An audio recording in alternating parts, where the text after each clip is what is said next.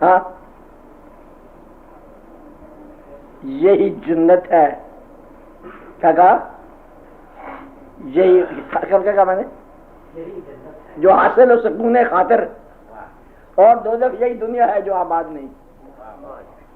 अगर वह सुकून खातिर हो यही जन्नत है, और अगर ये भी नहीं हासिल है तो फिर ये दोज़ख है। तो सुकून देने का तरीका क्या है? सुकून दो, सुकून दो। जिस आदमी से तुम्हें गिला है, भाई जी मैं बता रहा हूं आमतौर पर घरेलू जिंदगी में, जिससे गिला है, ये भी देखो कि तुमने उसकी जिंदगी में क्या नेकियां की हैं। उसको भी गिला है, तुम्हें गिला है तो उसको भी गिला है, तो फिर देखो कि तुमने क्या किया है। तो दुनिया के अंदर सुकून दोगे तो सुकून मिलेगा, वरना सुकून नहीं मिलेगा। ये जन्नत का तरीका है। क्या है? क्या है? किसको दोगे? जिससे नहीं मिला। सुकून किसको देना है? माफ उसको करो जिससे तुझे माफ नहीं किया। क्या करो? उसको माफ कर दो। फिर देखो क्या कहानी बनती है।